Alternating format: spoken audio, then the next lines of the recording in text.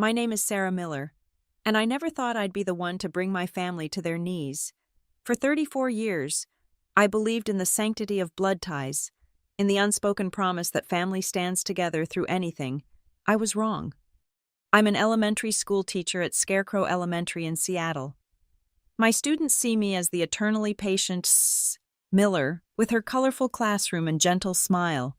My fiancé Mark, a marketing manager at Cascade Solutions, sees me as his supportive partner who dreams of opening a cafe together someday in Capitol Hill. My parents see, or rather, saw, me as their reliable daughter who would never rock the boat. No one saw me coming. June 12th, 2023 changed everything. Under the ornate chandeliers of the Hamilton Plaza in Chicago, surrounded by 83 of our closest friends and family at our engagement celebration. My father's hand connected with my cheek so forcefully that the sound echoed through the suddenly silent room, all because I finally said no. No to giving my brother Ethan my $50,000 wedding fund. No to being the family ATM. No to disappearing into the background while the golden child took center stage. What my father didn't realize as he stood over me, his palms stinging from the impact, was that I had already set things in motion. His public display of dominance would be the last time Robert Sawyer ever had power over me. The path that led us to that moment started years earlier. My father, a former investment banker with ruthless business instincts, had always favored my younger brother, Ethan, 5 years my junior at 29, had been groomed to believe the world should bend to accommodate his exceptional potential. In reality, his exceptional potential had manifested as a string of failed ventures and an Instagram account where he posed as a lifestyle guru while living off our parents' generosity, and increasingly, mine. My mother, Linda, was the classic enabler. She'd call me in tears about Ethan's latest financial crisis, then praise me for being the responsible one while transferring my hard-earned money into his account. I'd been conditioned to believe this was normal, that family meant sacrifice, that love meant giving until you had nothing left. The demands had escalated over the years. First, it was small loans that were never repaid. Then, covering Ethan's rent when he was between opportunities. Soon, I was financing his business ideas that never materialized beyond elaborate PowerPoint presentations and expensive launch parties. Just until he finds his footing, my father would say. You know how special his vision is. Meanwhile, I'd been quietly building something of my own. Beyond my teaching salary, I had started Cozy Crafts LLC, selling my watercolor artwork online. What began as a therapeutic hobby had blossomed into a surprisingly lucrative side business. I kept it quiet, partly from modesty, partly from fear that my success would somehow be transferred to Ethan's account as well. I'd been saving for years for my dream wedding to Mark. $50,000 tucked away in an account that represented every extra hour worked, every weekend spent at craft fairs, every small sacrifice. Mark and I had planned a spring ceremony at Willowbrook Gardens, followed by a honeymoon in Greece. Nothing extravagant by today's standards, but perfect for us. 2 weeks before our engagement party, Ethan announced his latest venture, a wellness brand focusing on spiritual entrepreneurship, whatever that meant. He needed startup capital, immediately. Sarah will help you out, my father said without consulting me. She's got that wedding fund just sitting there, and you two can always do something smaller. For the first time in my life, I refused. No, Dad, that money is for my future with Mark. The argument that followed was ugly. My father accused me of selfishness. My mother cried. Ethan looked at me like I'd betrayed him personally. After everything we've done for you, my father said, his voice dangerously low. I almost broke then, almost transferred the money just to restore peace, but Mark's voice echoed in my mind. Your family treats you like an endless resource, not a person. I stood my ground. The tension followed us to Chicago, where we'd planned our engagement celebration to accommodate my parents' busy schedule. I'd hoped the public setting would discourage any confrontation. I was wrong. My father cornered me during the reception. Phone in hand, banking app open. Transfer it now. Sarah, Your brother needs this opportunity more than you need flower arrangements. Dad, please, this is my future, my one special day. You're a teacher. Your life is set. Ethan has real potential that needs nurturing. When I refused again, the hand came up so fast I didn't have time to flinch. The slap knocked me off balance, sending me stumbling backward into a table of champagne flutes that crashed to the floor along with my dignity. In the horrified silence that followed, something inside me crystallized. A lifetime of manipulation and emotional blackmail culminated in that single, violent act. As I looked up at my father's face, not regretful, but angry that I'd forced him to this, I knew I would never be under his control again. My cousin Emma, a family law attorney, was the first to reach me. As she helped me to my feet, she whispered, "This ends now. Come see me tomorrow." Mark moved protectively between me and my father, his voice shaking with barely controlled rage. "We're leaving. Don't call. Don't text. Don't come near her again." My mother made feeble attempts to smooth things over. "Robert didn't mean it. He's just stressed about Ethan's business." But the damage was done. As we left the Hamilton Plaza, whispers following in our wake, I already knew exactly what I needed to do. The next morning, instead of nursing my humiliation, I began methodically documenting every financial transaction between myself and my family over the past 5 years. Every request, every transfer, every promise of repayment. The total made me physically ill. $87,450. Nearly $90,000 that I would never see again. Emma reviewed my evidence with growing outrage. "Sarah, this isn't family helping family. This is financial abuse." "Can I get any of it back?" I asked. "Legally? Maybe some morally? All of it. But there's a better question. What do you want?" What did I want? The answer came with surprising clarity. Justice, and to never feel powerless again. Emma helped me draft a formal demand for restitution, but we both knew it would be ignored. My father had spent decades believing his actions had no consequences. A strongly worded letter wouldn't change that. "You need leverage," Emma said. "Something that makes them pay attention." That's when I revealed my second secret to her, beyond cozy crafts. I had been carefully investing since my first year of teaching. My portfolio, managed through Horizon Financial Services, had grown to over $200,000. I also owned small stakes in 2 local cafes, the exact kind of business Mark and I dreamed of opening. My financial situation was far more stable than my family ever suspected. "They see me as a teacher with a cute little hobby," I told Emma. "They have no idea what I'm actually worth." Together, we crafted a plan, not just to reclaim what was taken from me, but to permanently redefine the power dynamic in the Sawyer family. Phase 1 was deceptively simple. Silence. I stopped answering calls from my parents, blocked Ethan's number, removed myself from family social media. The barrage of messages moved predictably from confusion to anger to desperate bargaining. "Sarah, please call us. Your father is sorry. You're being childish. Family disagreements happen. Ethan really needs this money. His opportunity will expire soon." I saved every message, adding to my documentation. Phase 2 involved professional reinforcement. Emma connected me with Morrison and Associates, specialists in family financial disputes.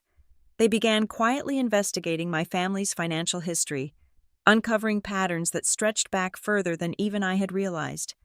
It turned out I wasn't the first victim of my father's financial manipulation. Extended family members, former business partners, even his own siblings had stories of loans that were never repaid, investments that mysteriously disappeared, and emotional manipulation when they dared to ask questions. "Your father has a system," my attorney explained. "He identifies people with resources, uses emotional leverage to access those resources, then discards them when they're no longer useful." The revelation shook me. This wasn't just poor boundaries or familial obligation. This was calculated exploitation, and my brother had been learning at the master's feet. Phase 3 was the most difficult. Patience. We needed the perfect moment to confront my family with the evidence. A public event where their masks of respectability would be most vulnerable, where witnesses would ensure they couldn't twist the narrative afterward. The opportunity presented itself sooner than expected. Ethan's 30th birthday was approaching, and my parents were planning an extravagant celebration at the Belmont Plaza. Invitations went out to Seattle's social circle, promoting Ethan as an innovative entrepreneur and thought leader. My invitation arrived with a handwritten note from my mother. "Please come, Sarah, let's put this ugliness behind us." Perfect. In the weeks leading up to the event, I prepared methodically. I purchased a designer dress that cost more than my monthly mortgage, something my father had once told me was wasteful for someone like you. I had my hair and makeup professionally done. I looked nothing like the accommodating elementary school teacher they were used to dismissing. More importantly, I prepared my evidence: bank statements, text messages, emails, testimonials from others who had experienced similar treatment, all compiled into a devastating presentation. On the night of September 15th, I arrived at the Belmont Plaza precisely 30 minutes after the party began. The rooftop venue glittered with expensive decorations celebrating Ethan's visionary future. A banner proclaimed 30 years of excellence. My entrance caused an immediate stir. Conversations halted. Glasses paused midway to lips. My father, holding court near the bar, froze mid-sentence. I moved through the crowd with deliberate confidence, accepting hugs from distant relatives and family friends who hadn't heard about the incident at my engagement party. I positioned myself near the area reserved for speeches and toasts, waiting for my moment. It came sooner than expected. My father, recovering from his shock, approached me with my mother in tow. "Sarah," he said, voice artificially warm, "we're so glad you came. Your mother has been worried sick." "Has she?" I kept my voice neutral. "That's interesting." "Of course I have," my mother interjected. "You disappeared, not answering calls." "I needed time to think," I said, "about family, about what we owe each other." My father's expression hardened slightly. "Well, tonight isn't about that. It's Ethan's big day." "Yes," I smiled, "and I've brought him quite a gift." Before he could respond, the event coordinator announced it was time for toasts. My father was first, naturally, delivering a glowing tribute to Ethan's supposed accomplishments and boundless potential. My mother followed with emotional reminiscences of his childhood brilliance. Then, surprising everyone, I stepped forward. "I'd like to say a few words about my brother," I said, taking the microphone. The crowd, sensing drama, fell completely silent. "Ethan and I have a complicated relationship," I began. "Like many siblings, we've had our differences, but unlike most siblings, ours have been meticulously documented." I nodded to Emma, who activated the presentation I had prepared. The venue's screens, intended for a slideshow of Ethan's life, suddenly displayed a very different story. Over the past 5 years, I have transferred exactly $87,450 to my brother and parents. I continued as the numbers appeared on screen. Loans that were never repaid, contributions to businesses that never materialized, rent payments, car payments, credit card bills. Gasps rippled through the crowd. My father lurched forward, but Emma's associate, strategically positioned, blocked his path. When I refused to hand over my wedding fund, $50,000 that I had saved through years of hard work, my father assaulted me in front of 83 witnesses at my engagement party. The screens showed images from that night. Someone had captured the exact moment of impact. My face contorted in shock and pain. My father's hand still raised. "But this isn't just about money," I continued. "It's about a pattern of exploitation that has affected many people in this room." More images appeared. Statements from family members who had experienced similar treatment, business partners who had been deceived, friends who had been manipulated. Today, I'm not just speaking for myself.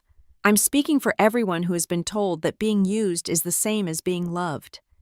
My father, face contorted with rage, finally pushed past Emma's associate. "Turn that off immediately. This is slander." I met his gaze calmly. "Every word is documented. Dad, every transaction, every text, every email where you promised repayment that never came." "You ungrateful," he began, but I cut him off. "I've filed a formal lawsuit for restitution of the full amount, plus damages for the assault. Morrison and Associates is handling my case." I gestured to my attorney, who stepped forward with a folder. "You've been served." The silence in the room was absolute. My mother's face had crumpled into shock. Ethan stood frozen by the cake display, his carefully cultivated image disintegrating in real time. "This is how you repay us for everything we've done for you?" my father finally sputtered. "By humiliating your brother on his birthday?" I laughed then, genuinely amused by his perspective. "No, Dad, this is how I stop you from taking everything I've worked for.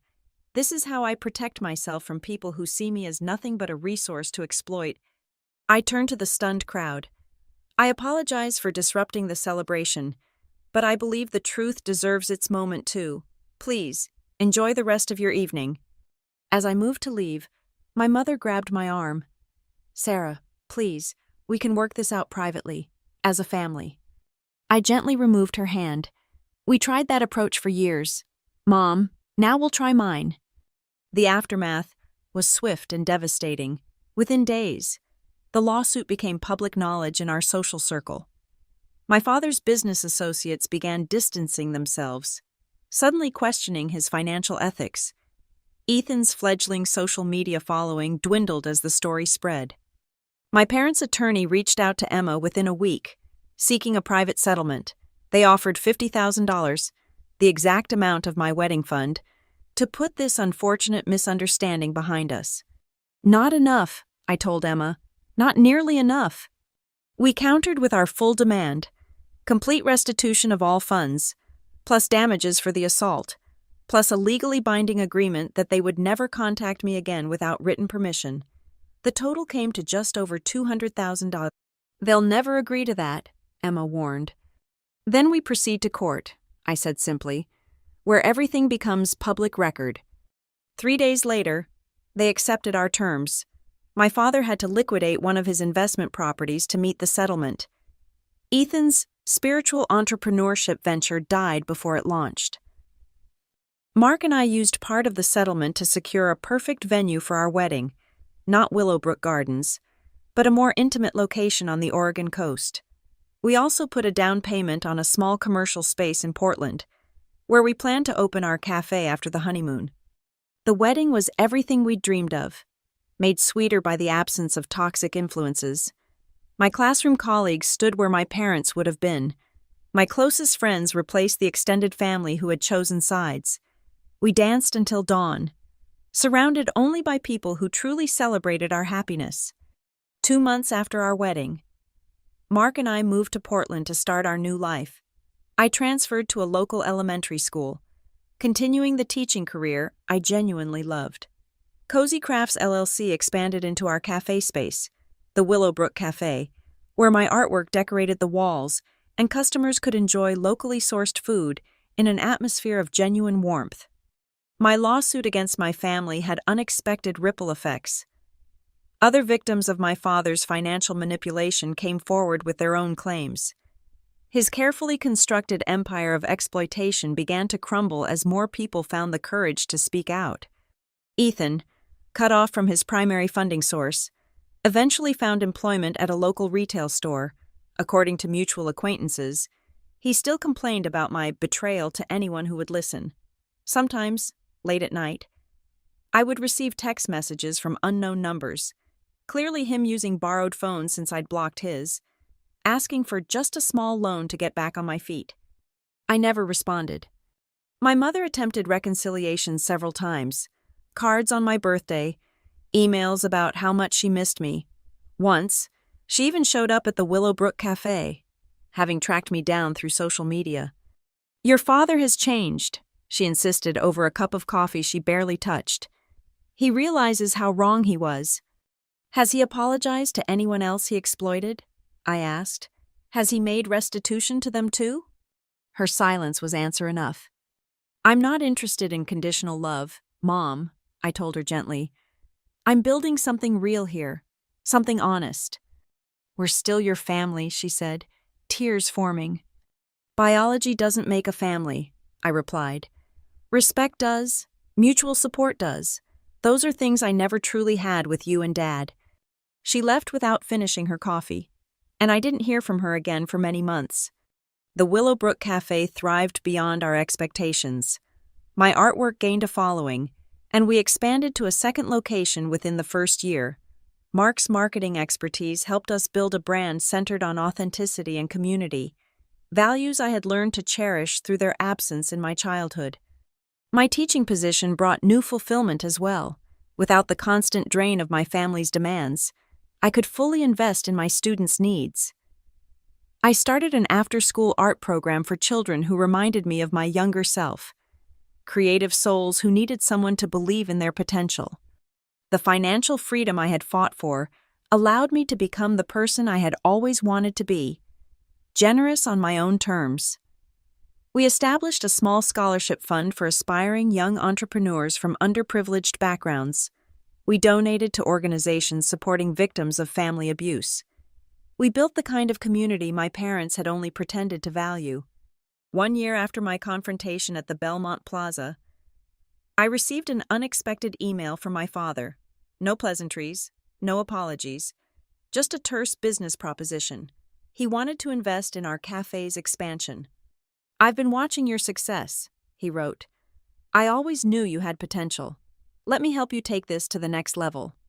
I showed the email to Mark, who shook his head in disbelief. Some people never learn, do they? I crafted a simple response. "Thank you for your interest in the Willowbrook Cafe. We are not currently seeking outside investors. All the best in your endeavors." Professional, polite, final. That evening, as Mark and I closed up the cafe, I felt a profound sense of peace wash over me. The path to this moment had been painful, but necessary. I had discovered that sometimes the greatest act of self-love is drawing a boundary that cannot be crossed. That family, true family, is built on mutual respect, not obligation or fear. My life now was richer than I could have imagined, filled with genuine connections and purposeful work. I had learned that standing up for yourself isn't selfish, it's essential. That your worth isn't determined by how much you give, but by how authentically you live. Most importantly, I had discovered that the price of family, real family, isn't measured in dollars or sacrifices. It's measured in truth, in support, in the courage to say both yes and no with equal conviction. As we walked home through the gentle Portland rain, hand in hand with the person who had stood beside me through everything, I knew with absolute certainty that I had paid that price in full, and the life I had built in return was worth every penny.